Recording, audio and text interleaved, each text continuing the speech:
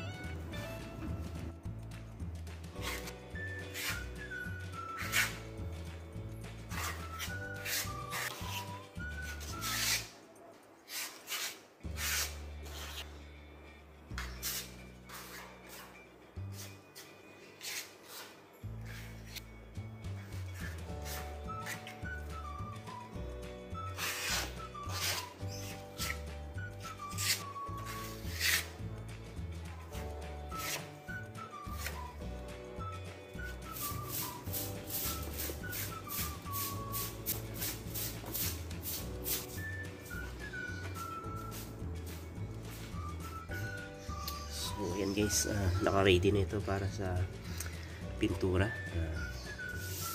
Ayan, lahat ito yung mga yan. So may iwan ay ito. So kasi may mga bakbakin pa dyan sa taas. Ito ay ready na rin ito para lihain.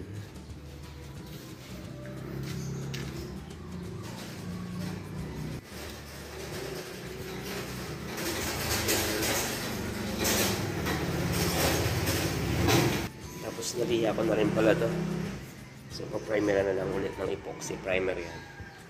Ayan.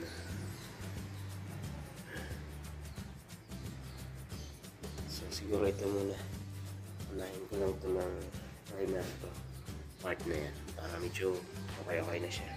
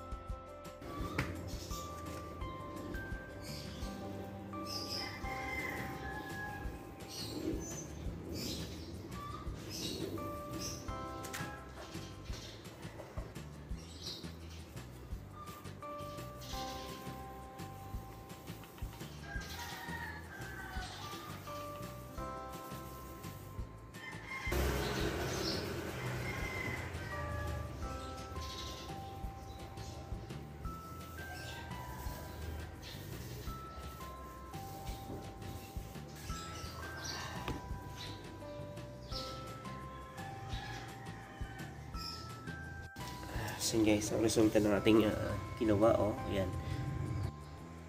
Tinanggalan natin yung masking tape. Ayan. So yung masking tape ay sa kantong-kanto lang mismo ng ano yan, tiles. Pero yan guys, hindi pa 100% na pulido. Bali, titipan pa natin ulit yan kasi nga may mga part pa dyan na hindi pa makinis to, kagaya nito. So ito, ayusin pa natin yan. Tinanggalan natin yung tape para mas makita natin yung kulang pa niya. Ang kabila ay hindi pa natin matatapos to. So yan, sa 2025 na siguro to guys. Kasi ito, ayan o, kapak pa to. Hindi ko pa na kayod. So mas maganda sana yun guys, pag ganito na babakbak. Ang pangkalas dyan o yung pangtanggal, yung maganda dyan yung diamond cup, mas maganda siyang pangtanggal. Kumbaga lahat nung malalambot ay tanggal na tanggal talaga. So ayan, naka-primer tayo dyan dito. So siguro ang priority ko muna ay ito, kasi ito yung tuyo na yan. Yan, lihain ko muna to. Ito hindi ko na masilyan kasi nga nakausli pa tong bakal. So hindi ko mag-grinder pag gabi kasi maingay na. So pag umaga naman ay hindi rin tayo makapag-grinder dahil syempre marami pang tulog na kapitbahay. Medyo nakakaabala tayo pag ganun. So ipaiwan natin yan. Ito, lilihain ko lang yan. Ito, yan.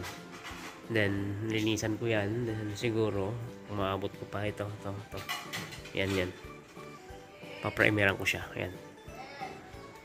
So unti-unti lang guys ating gawa dito sa aming kapilya. So yan lang yung may contribute kong tulong dito sa aming bahay sambahan. Kasi nga pag financial guys ay medyo limitado lang.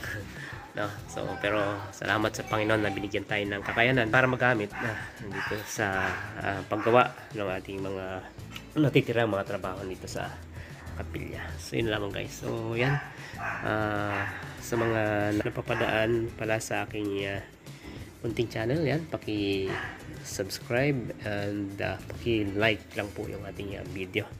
Malaking bagay po yan para sa akin. Maraming salamat po guys at God bless po sa ating lahat.